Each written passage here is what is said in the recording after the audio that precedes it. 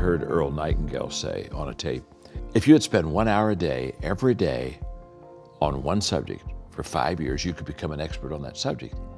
So I said, wow, I want to become an expert in leadership. So for the next 5 years, I spent an hour every day reading about leadership, talking to leaders, asking leaders questions, practicing leadership. And when I started that process, I was thinking 5 years. Earl Nightingale said I could become an expert in 5 years. Okay, wow, leadership expert, hello. But something happened to me about halfway through that 5-year process. Instead of keeping asking myself, how long will it take? How long will it take? How long will it take? One day I began to realize how I was growing as a leader and the change that was happening within me. And I stopped asking the question, how long will it take? And I started asking the question, how far can I go?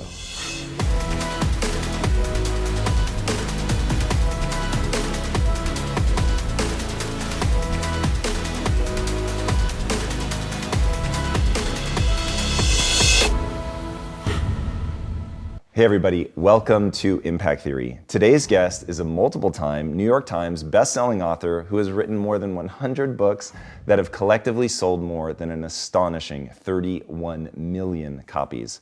One of the world's most famous and respected speakers and coaches, he's worked with more than 6 million leaders from literally every single country on earth.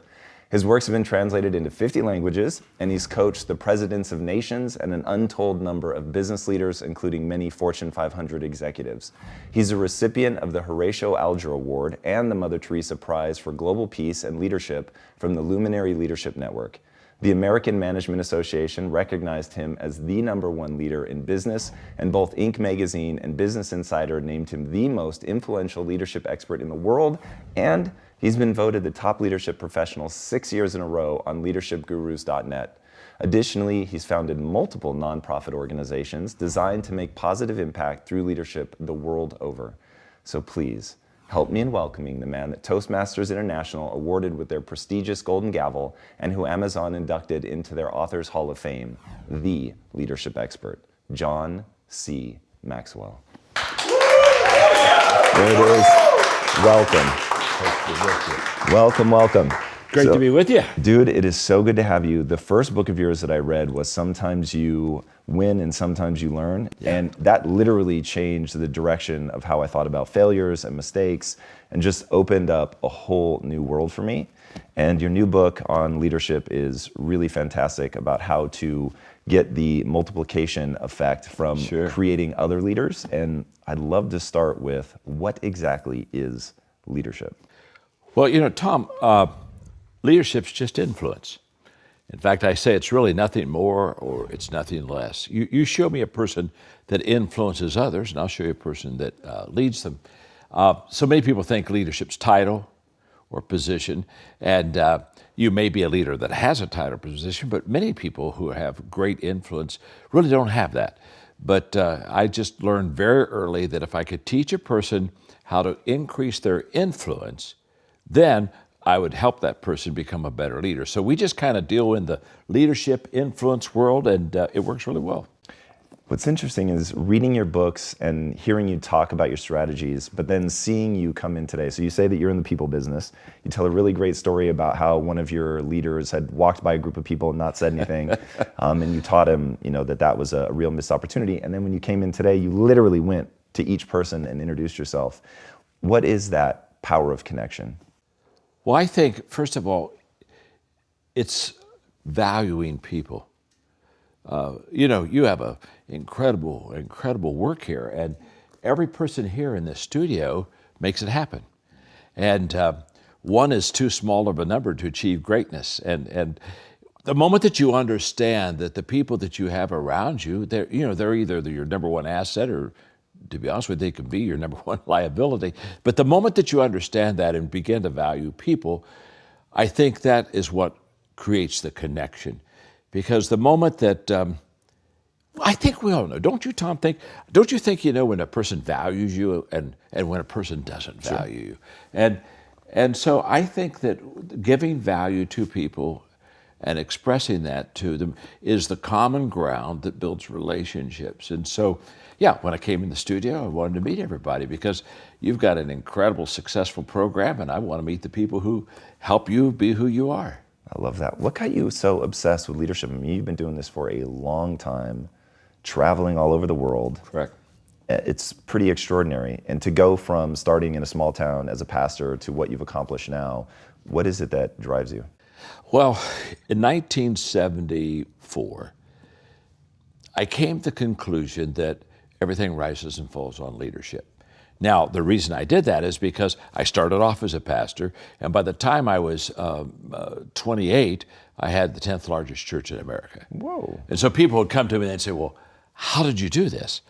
And I came to the conclusion that I learned leadership. I was a good leader. And the day that I became convinced that everything rises and falls on leadership is the day I said, that's what I'm going to give my life to. Because think about it. If that is true, then in the business world, in the education world, in the government world, in every world, if you can just help people lead better, you're going to help them be more successful. And when I wrote the 21 Irrefutable Laws of Leadership, that first law, the law of the lid, which basically says how well you lead determines how well you succeed, I truly believe that. And so what better thing can I do than to help people increase their influence, learn how to lead better, so that they can be more successful in whatever area of life they really want to be successful in. So one thing that I love about you is when people ask you if leaders are born or if they can be made, that you make it pretty clear that, first of all, yes, they're born, of course, but that they can be made. Did you just take to it naturally? Did you have a mentor? Like, how did you, I mean, at 28 to have the 10th largest church, that's pretty extraordinary. Well, I think, first of all, I think there are people who would be born with what I would call leadership leanings. They would have a tendency to lean or be gifted in that area, just like somebody's gifted in music or whatever. So I think that starts it, and I think I have that. But then I grew up in a leader's home. In fact, my father is 98, still living. Whoa. And in fact, until 2 years ago, was still working full time and was a terrific leader. So I grew up in a culture and environment of leadership. And so when I look at myself at where I am today, so much of it was caught from not only my father, but I've had great mentors throughout my life. In fact, while we're out here in Los Angeles, every time I come out here, I think of John Wooden, who mentored me for the last probably 11 years of his life. Whoa. And in fact, when you talked about the sometimes you win, sometimes you learn, he did the foreword on that book. And he just loved the idea of how to get back up after you fail. So when you look at my home background, the leadership experiences that I had, because a person learns to lead by practicing leadership. And at a very early age, I was practicing leadership. And so it all comes together.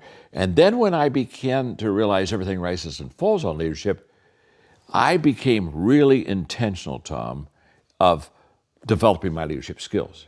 So I can remember, for example, I was probably, I don't know, maybe 26. I heard Earl Nightingale say on a tape that if you had spent 1 hour a day, every day, on one subject for 5 years, you could become an expert on that subject. So I said, wow, I want to become an expert in leadership. So for the next 5 years, I spent an hour every day reading about leadership, talking to leaders, asking leaders questions, practicing leadership, but it really was consistent. And when I started that process, I was thinking 5 years. Earl Nightingale said I could become an expert in 5 years. Okay, wow, leadership expert, hello. And so I kept, I was kind of like doing countdown, 5 years, 4 years, 3 years. I'm thinking I'm Cape Canaveral, okay. But something happened to me about halfway through that 5-year process. Instead of keeping asking myself, how long will it take, how long will it take, how long will it take, one day I began to realize how I was growing as a leader and the change that was happening within me. And I stopped asking the question, how long will it take? And I started asking the question, how far can I go? And everything changed that day. I realized that you can set goals and have 5-year goals, whatever, but I changed from a goal mindset to a growth mindset.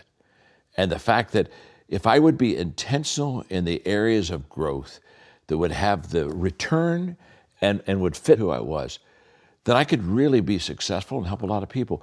And that was a kind of a shift for me.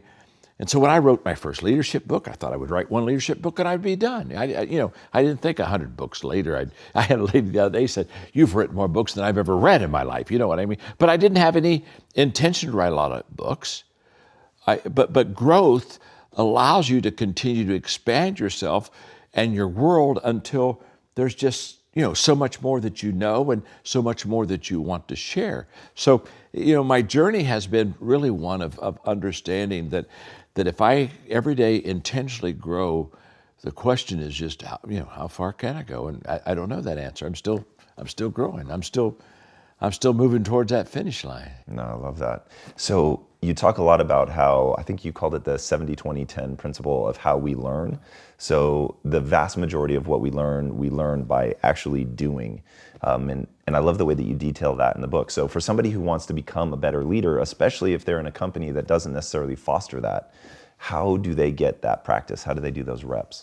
Well, first of all, a lot of companies don't foster leadership. They don't have a leadership environment. They'll come and say, "I love your leadership principles, but I'm not a leader because I don't have the position." In fact, I wrote a book several years ago called The 360-Degree Leader, and I wrote it for that person that kind of is in the middle, how to influence or lead people above you, beside you, and kind of around you, that 360 idea, helping them understand that the key to leading people, even if you're not in a leadership environment, is again influence. So the question now comes down, then how do I influence people? And if I do influence people, how do I increase that influence?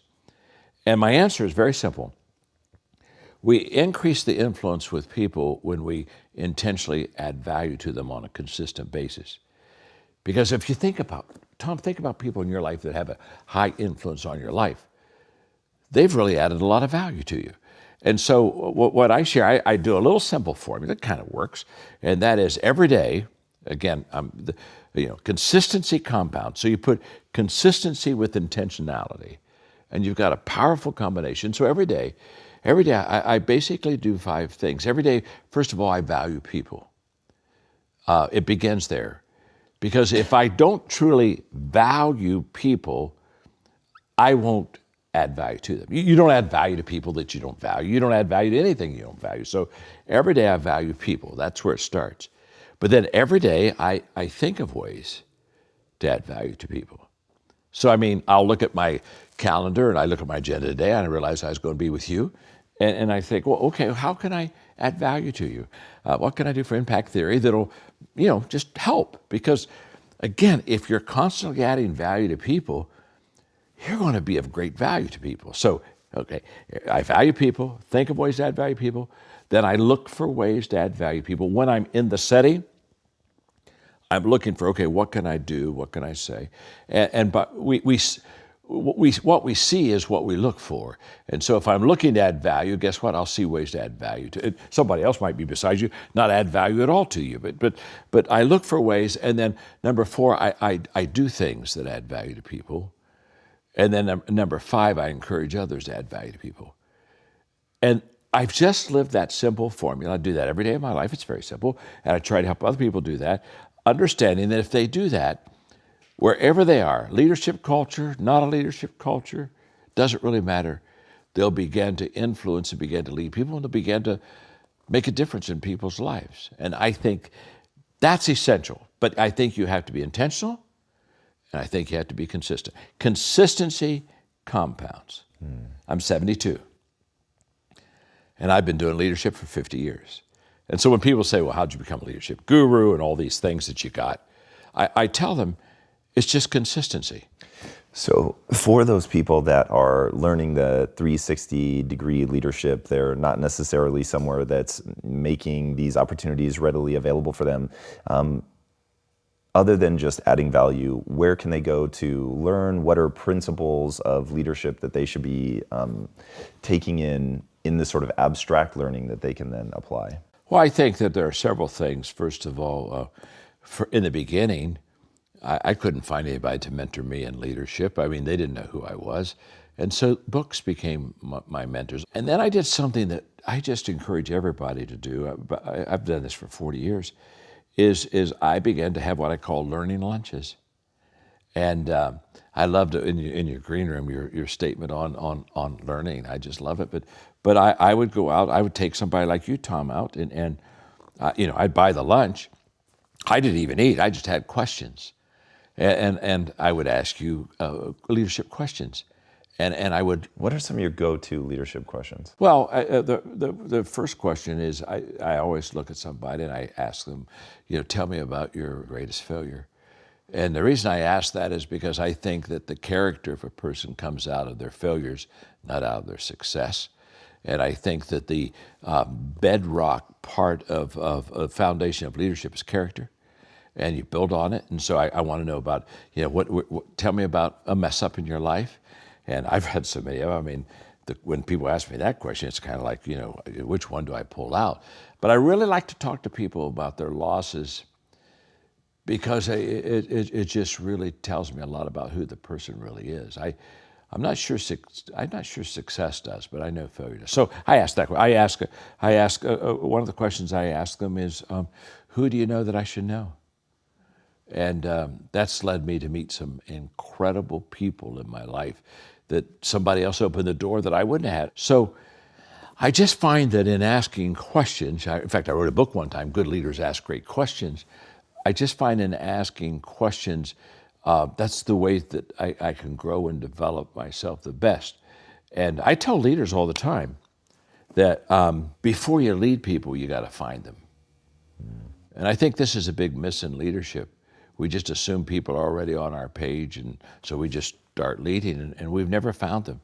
And so I think there's a finding, and then these. Give me a little more detail on that. So you're talking about finding what they want, what they like, yeah, what's important to them. Find out who they are. The expression, Tom, it's lonely at the top. Now, that's not a leadership expression, although people say it all the time in the context of leadership. In fact, I tell people all the time, if you're lonely at the top, it's not a leadership issue, it's just the fact you're dysfunctional. But if you think about it, if you're lonely at the top, no one's with you, no one's following you. I mean, that's a hiker, not a leader. And I think one of the things that leaders need to do, one of the first things is they need to get off the top. That's interesting. What do you mean by that? Well, I think that if I'm the leader, I don't ask you to come to where I am. I go to where you are. I get on your ground because people are more secure in the areas that they're comfortable. And so I always go to where they live and who they are and begin a relationship with them and ask questions and get to know them. Just get to know them because, managers try to lead everybody the same. Whereas leaders understand that you lead everyone differently. You lead them according to their temperament, according to their passion, according to their giftedness. I mean, there are about a dozen things that you lead them according that is unique to every individual. And so the only way I can lead you correctly, Tom, is to know you so I know what you care about and I know what you value. And the moment I do that, then I put all my leadership with you in context of who you are, not who I am. So finding people really means to intentionally value them and show that you value them by learning about them and getting to know them and then you lead them with their best interest in mind, which is a beautiful way to lead people. I want to go back to what you were talking about with character. Are there particular things that you believe every person should have to build a strong, or I'm not sure what the right word would be, meaningful character? I think character mainly is developed out of adversity. I know in my life, it's been in my failures that I've discovered myself. And it's been in my failures I've discovered things that I really probably do well. But it's also been in my failures things that I've discovered about myself that Is it just discovery though, or is it like, can you build your character? Oh, I think you build it off of it, but I think you have to discover first. I think awareness is always on the front end. You can't grow yourself if you don't know yourself. So I think awareness is huge. You have to be aware of yourself. Strengths, weaknesses, the whole deal. And once you're aware of yourself, then you have to take your giftedness and maximize your strengths, and then you have to make the right choices. But awareness is on the front end, and we don't hear a lot about awareness. How can you develop awareness? Well, first of all, I think you need other people's help. That's I, interesting. I hear people all the time say, well, I think I'm very self-aware, and I always get amused with that because we're not. We all have blind spots. I have blind spots. So if there's any self-awareness from me, it's because I've had somebody speak into my life. And one more thing on character, okay? I was having an interview with a major CEO of a large software company. And so I asked him, I said, talk to me about your failures like I do in my learning lunches. This was on an executive circle call where I was on the phone and other executives were listening in. So I said, talk to me about your failures. I said, what would you like to go in your life and do over? Get the do-over. So what's your top do-over? And he said something very interesting to me. He said, well, I've had failures and I've had a lot of mistakes, made some wrong decisions, but I don't think I want to do any of them over. And I said, you're kidding me. You mean if you could go back and correct a failure or mistake, you wouldn't want to go back and correct it? He said, no. He said, the lessons I learned out of my failures probably are a lot more valuable than if I'd had just made a successful decision and moved on. He said, who I am today is based upon not having do-overs and learning out of my adversity and difficulty and struggles and darkness. And I thought it was a fantastic answer. It really talked to me a lot. And I thought to myself, I think that's a perfect example of leaders building character out of their failure and out of their adversity. Going back to what you were saying about asking the right questions, part of just being a good leader is the questions that you ask. Talk to me about a U-turn leader. Oh, yes. I love what you say about how to really get something going in a new direction. Well, I think that if somebody said, John, what is the acid test of a great leader? I think that it's a U-turn leader, and I use the word U-turn, Tom, in the fact that you take something that's going down. In other words, the ship's sinking, and so you grab hold of it and you slow that going south down, and finally you kind of bottom it out, and so it's no longer losing, it's probably not gaining, it's just trying to hang on. And then as a leader, you begin to turn it and begin to bring it back up. I think that's the greatest indication that you know how to lead. In fact, I'm not sure anybody proves their leadership until they get something that's not doing well and they turn it around. What role does competency have in leadership? Like at some point, surely you actually have to be good as well. You can't just be sort of this facilitator. Yeah, it's kind of like a surgeon who just has great relationship skills, but but they're not competent as a surgery. I want to get the very best. I think competence and skill set is what's developed over years of practice and implementing and applying to your life. And again, I think those are things that you learn through experience. I think those are things that you learn through mentoring. And so when I look at my skill set as a leader today compared to when it started, it's been incredibly improved. But it would not have been improved if I wouldn't have practiced leadership. It would not have been improved if I wouldn't have learned from my leadership experiences. Because I think this is another myth. I think, experience is not the best teacher. Go on. Yeah, it's not. Yeah, but we hear it all the time. In fact, I used to say experience is the best teacher, and then one day I woke up and said, "That's a stupid statement, John. If experience was the best teacher, then everybody got older, everybody get better." And yet I know a lot of people, they're getting older and they're not getting better. Yeah, and so I stop and I say, okay, it's not the experience that's the best teacher. It's evaluating that experience. That's interesting. It's reflection turns experience into insight. So how do we get good at that? Well, we get good at that by understanding that experience isn't enough. The point being is that after every experience, I have to pull away, and I have to ask myself, okay, what did I learn from that? Because there's something to teach you. In fact, when we'd have experiences with our children, I would always ask them two questions after every experience: what did you learn, and what did you love? And for a kid, in fact, I'd really ask them, what did you love? What did you learn? Because kids kind of know me. Oh, I love that, Daddy. This was a lot of fun. So that was kind of an easy one. But I always then wanted to. I would say, no. What did you learn from that? Till probably by the time they were 10, after every experience, they just say, okay, here's what I loved and here's what I learned. Well, what I taught my children to do is evaluate every experience, because if I don't stop and reflect and evaluate out of that experience, I will do the same thing the next time. And that's not what is where the growth is. The growth is always in learning and evaluating, and not only evaluating, but in learning is overrated unless you improve. So I mean, it's more than what did I just learn out of that. What do I do out of that I improve my life with? And I think that's a big miss also. That's so interesting. So in the book, you really go into detail, and I'd actually like to dive into this part of it now about how to cultivate other leaders.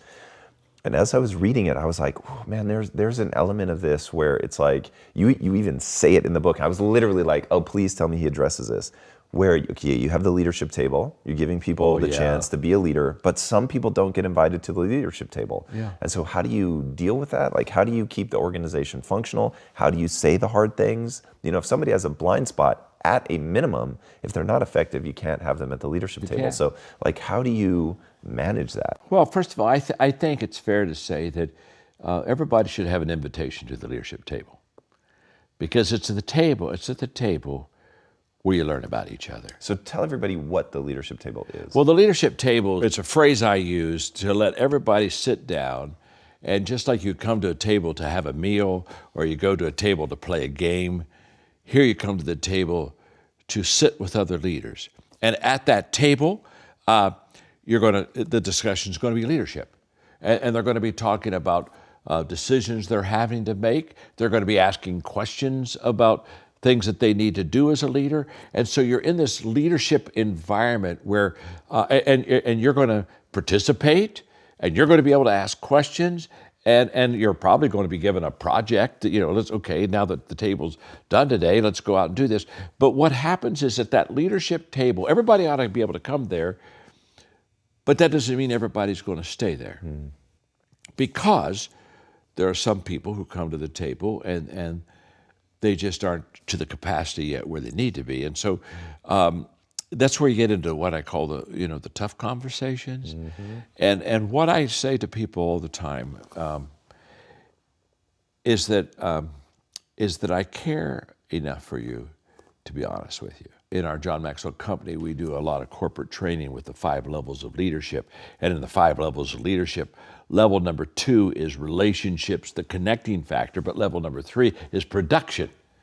And anybody that's got in it knows that it's one thing to be a friend and it's good to be together. It's even good to work together, but you do have to produce. We got to have some results down the road. And so that's a big gap for many people to go from a relationship level to a leadership level where now we've got to get you to become effective and fruitful. And I think that if I truly value you as a person, I'm going to share with you how you can improve. And it's one thing to say, I don't like what you're doing, but it's more important to say, there's some things you're going to have to do to improve there. And I think you ought to always give people a path to improvement. And then it's their decision. The 2 questions you ask all the time: can he or can she and will he or will she? Can the person is all about competence and ability. Will is probably more about attitude. But what we've discovered is that it's very important to keep an authenticity and an honesty. And I think it's also very important for the leader to share their difficulties. And I was with Johnson & Johnson one time, speaking to about 100 presidents of companies. It was kind of like an appreciation day by Johnson & Johnson. So they brought in all the companies they work with. And so it was what they call President's Day.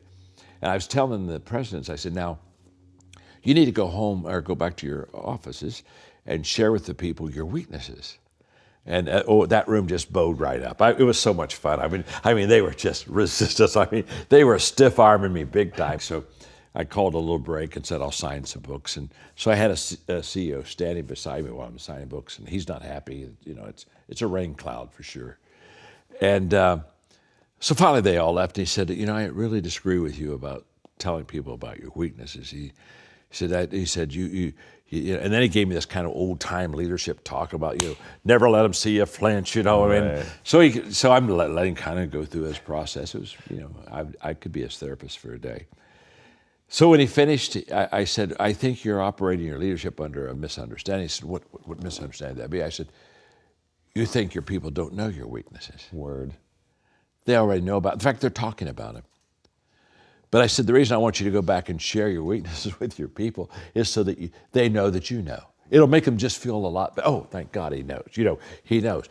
But I think that even in having the difficult conversations with people, I think that when you're open with your own areas of that you're working on, I think that's very important. And in fact, one of the things that we teach in our companies is have upfront expectations. And I learned a long time ago, again, all the things I'm teaching now, it's because I did them wrong in the beginning. It's not like I have this wisdom. It's like if you do it wrong, you either keep doing it wrong and never build anything, or else you change.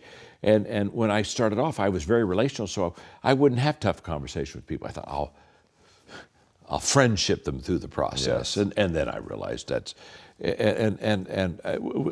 so we just teach our people to have upfront expectations. And basically we just sit down and say, Tom, I'm glad you're going to join the team. Now, we're going to have some tough conversations down the road. That's just going to happen. Today it's a kind of like a high five day, but we'll have days when we just have to sit down, look at each other and deal with some issues. And I just think that if you tell people up on the front end, then when you have them, it's not so personal. I mean, it's personal, but at least they knew that it was coming. I think leaders prepare their people for not only the good days and the touchdowns, but for the adversity also. No doubt about it. All right, let's get really specific. What are some of the keys to fostering the growth of leaders within your organization? First of all, I think 90% of leaders never develop leaders. I think they just have followers.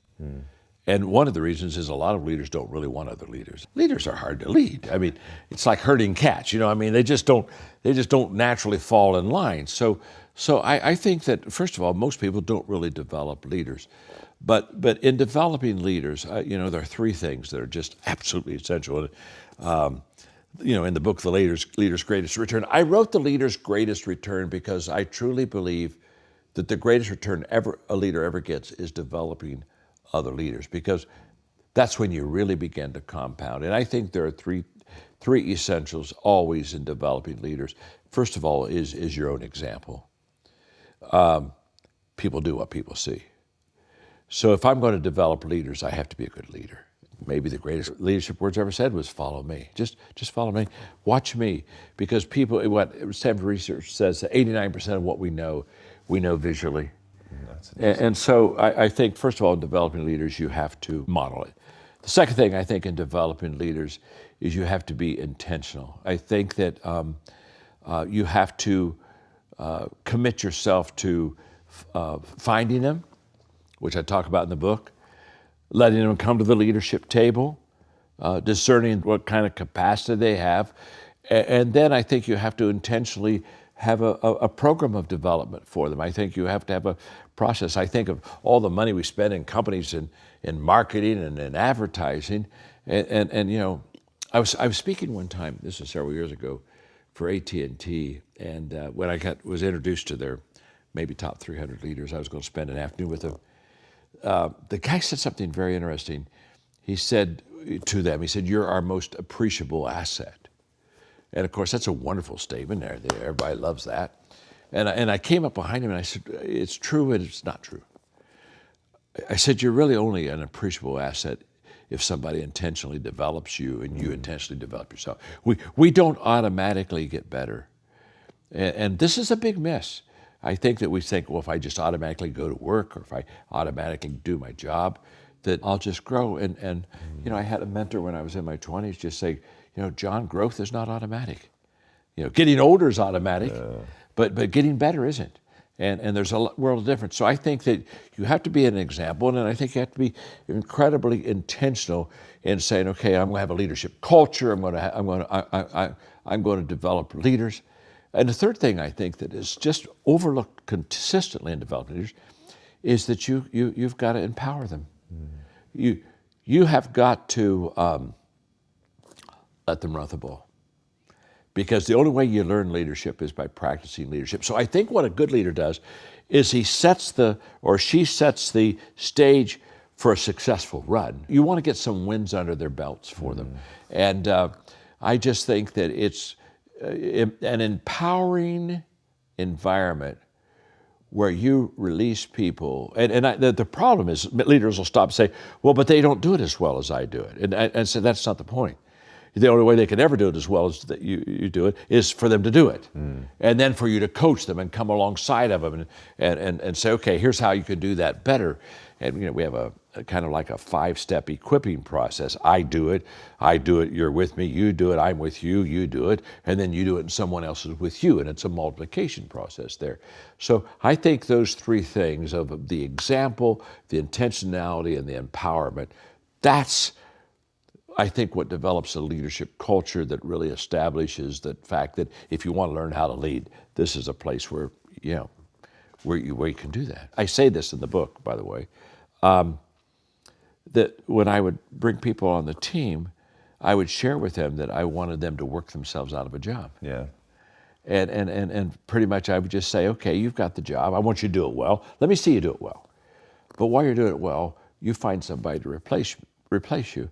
And that's how that's really how you develop. You talk about a farm team of leaders. And if you can work yourself out of your job, I'll give you another job. Mark Cole, who he and I are owners of the company now, and he's the CEO and president, but he started off in the stockroom 20 years ago. Whoa. 20 years ago. And I was just asking him recently in a conversation, I said, how many jobs did you work your way out of to get where you are? He said 9. Wow.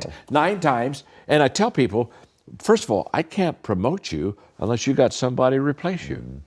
So the first part of promotion isn't just getting better till I want to bring you up. First part of promotion is to show me some person that we're not going to have a big loss if I do bring you up. And 9 times he worked himself out of a job, found somebody else and said, okay, come on up until one day he's where he is. Not bad. That's very impressive. All right, there's 2 people I would be remiss if we don't get to before the end of this interview. One is Claude. So why don't we start there? Tell me about Claude. That was such a great insight in terms of how many different flavors leadership can take, and it's ultimately just about being effective. And then, of course, the person that took over that church after you and how it went south. Wow. You read the book. You read the book. Yay, Tom. You read the book. Well, this is in my first church, okay? So I have very little leadership experience. And the bylaws, me being the pastor of the church, the bylaws, Tom said, that I was the chairman of the board, which I thought meant that I was the leader. So I went to my first this was a little country church, a place called Hillham, okay? Nobody's ever heard of Hillham. So I'm way out in the country, way out, just farmers. So we have about 5 people in our little board meeting, and I go in to be the chairman of the board, and these farmers don't have a clue what the chairman of the board is, which means basically I open the meeting, and so I never was instructed on how to have a board meeting. I mean, I just graduated with a degree, and they never taught me anything that would be practical and helpful. So I thought, well, what do I do? So I looked at it and I said, well, does anybody have anything they'd like to share? Well, there was one farmer, his name was Claude, and he said, well, yeah, John. He said, I think that we need to paint the front door. He said, the cracks peeling, and he said, people come up and they see that door. I think we need to take off the old paint and paint the door. And there was a guy who sat right beside him named Benny. And Benny would second everything that Claude would suggest. So Benny would say it, Claude would say it, Benny would suggest it, and everybody said aye. And I'm just kind of watching him, and And then Claude says, well, there's a second thing we need to be doing. And he talked about the 2 rooms behind the platform area, and that we needed some more Sunday school space, and we needed to clean them out because they had junk. And so and Benny seconds it, and everybody. And so anyway, I'm watching all this. I'm just 22 years old. I'm just a kid. And I'm watching all this. And finally, Benny looks at me. He said, Pastor, I think we're done tonight. He said, you can close in prayer. So, thank you, God. And I walked out of that meeting, and so when I got home, Margaret said, well, how'd it go? And I said, wow. I learned a lot tonight. And she said, what'd you learn? I said, well, I only need 2 people. She said, what's that? I said, I need God and Claude. It just seems like that's the way it works there. And so Claude was a farmer. And so about a week before the next board meeting, I called him. I said, Claude, can I come down and just hang with you while I do some chores today? Oh, he said, I'd love that. So I did. And I went down to Claude, and I'd say, I would make a suggestion of something that would need to be done. And Claude would say, I like that. He said, that's a good idea. I said, would you bring that up to the board next Tuesday night? He said, sure, I'll take care of that. And literally, I was there for 3 years and 3 months. So we went just from a handful of people to over 300, which is big in that community. And I never brought in 3 years and 3 months, I never brought an item to the board. I just would open up the meeting and ask if anybody had anything on their heart, and Claude would say it, and Benny would second it, and everybody would okay it. And I kind of go, well, good board meeting, good morning meeting. So I did that for 3 years and 3 months. And it was there, by the way, that I learned that leadership was influence, not title or position. Because I had the title, I had the position, I just didn't have any influence. I'm just a kid. Those farmers aren't going to listen to me.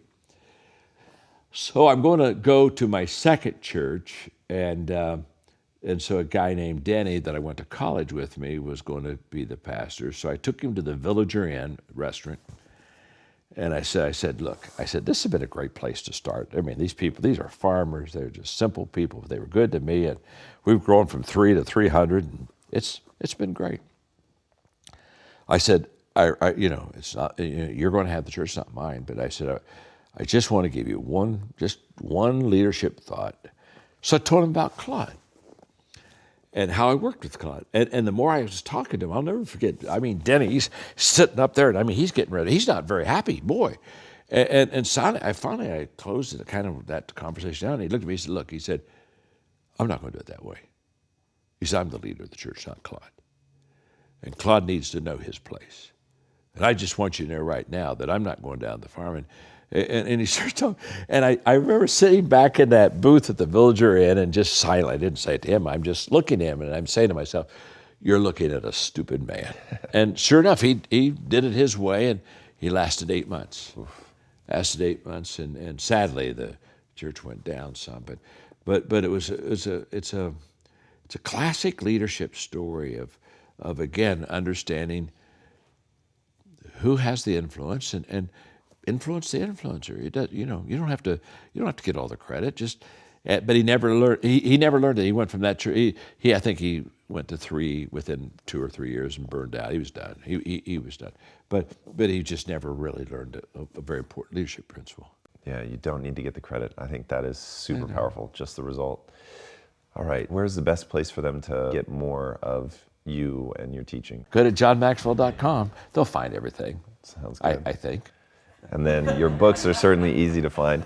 One last question. What's the impact that you want to have on the world? First of all, I want to, this has kind of been my North Star. I want to add value to leaders who multiply value to others. So I have consciously focused on leaders. Because if every time you impact a leader, influence a leader, it multiplies, it compounds. But my passion is to help communities and help people be transformed by living and learning great values. And so this is a whole different story, but we trained through one of our nonprofit organizations. In 19 years, we trained 5 million leaders in every country of the world. And now we're doing transformation in countries where we have values, transformational tables, what we call transformation tables. Transformation happens one table at a time, where people 6 to 8 sit around and talk about values and learn good values and start to live out those good values. And we're invited by leaders of the country, presidents of the country. We're in Guatemala, Puerto Rico, or Costa Rica, and Paraguay, getting ready to go to our 4th country. And we have like 1.3 million people now in roundtables. Wow. And 135,000 facilitators of these roundtables. And we're just really seeing communities changed, and we have curriculum for kids, but it's all based on just good values. Here's what we know: if you learn good values and you live them out, you just become more valuable to yourself and to other people. It's just that simple.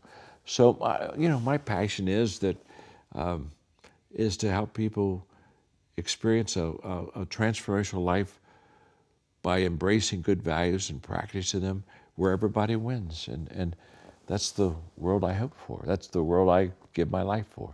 Oh, it's amazing. Guys, 100 books. 100 books. This guy really is the expert on leadership. You cannot go wrong. I've read so many of his books. Every one of them has been incredibly valuable. Few people have shaped my thinking on leadership more than he has. I cannot recommend enough getting involved in all of the stuff that he's doing. And speaking of getting involved, if you haven't already, be sure to subscribe. And until next time, my friends, be legendary. Take care. John, thank you so much. That was incredible. Thank you, Tom. Muhammad Ali said, "I'm the greatest," but he never won a championship without Angelo Dundee. And Michael Jordan never won a championship without Phil Jackson. So you've got to have someone that can see something in you that you can't see.